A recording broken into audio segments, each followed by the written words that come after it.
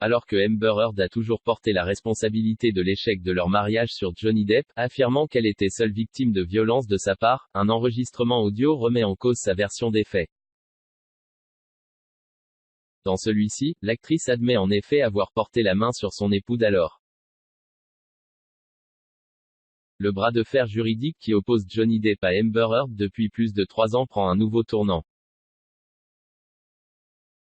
Alors qu'une procédure pour diffamation lancée l'an dernier par l'ex-star de Pirates des Caraïbes, fait rage, un enregistrement audio daté de 2015, soit un an avant leur rupture explosive, met en lumière la relation toxique des deux acteurs.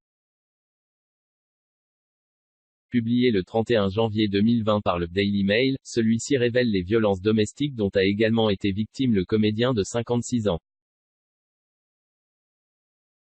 Jusqu'à présent, Amber Heard avait toujours affirmé qu'elle avait été la seule victime de violences lors de leur union, niant tout acte de violence à l'égard de son ex-conjoint.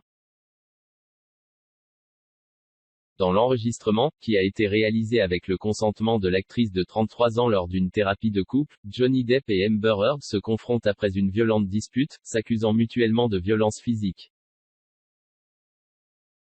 Je ne sais pas exactement quel mouvement a fait ma main, mais tu vas bien. Je ne t'aille pas blessé, je ne t'aille pas donné de coups de poing, je t'aille frappé, admet étrangement Amber Heard. À un moment de la conversation, Johnny Depp explique pourquoi il est parti au milieu d'une dispute. Je ne peux pas supporter l'idée que cela devienne davantage physique, qu'il y ait de plus en plus d'abus physiques l'une sur l'autre.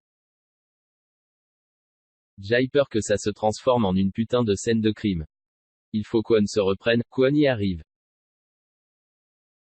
En tant qu'individu et en tant que couple, parce que je t'aime et que je ne veux pas te quitter.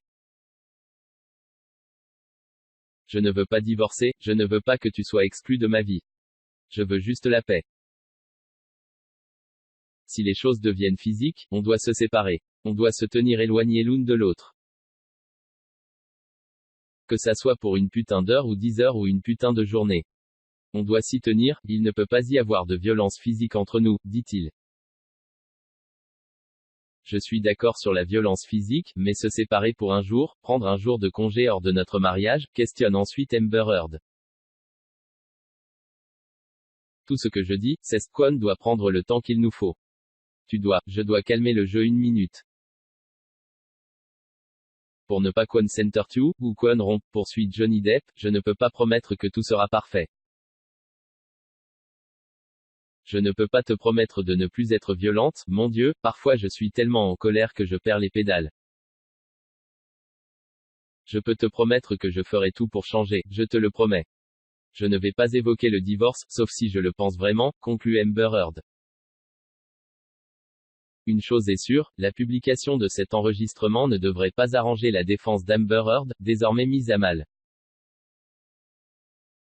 Après son divorce avec Johnny Depp, et alors qu'elle avait pourtant passé un accord avec lui stipulant qu'elle n'évoquerait pas leur mariage ou qu'elle ne l'accuserait pas de violence, l'actrice s'était faite porte-parole des violences faites aux femmes.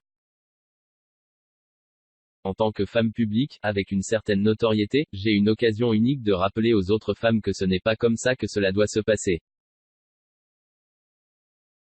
Vous n'avez pas à le subir seul, car vous n'êtes pas seul. Nous pouvons changer cela. La seule façon pour que les victimes se sentent à l'aise pour en parler, pour se défendre, c'est que nous changions le système en place qui les rend muettes, avait-elle notamment déclaré fin 2016 dans une vidéo qui a été supprimée depuis.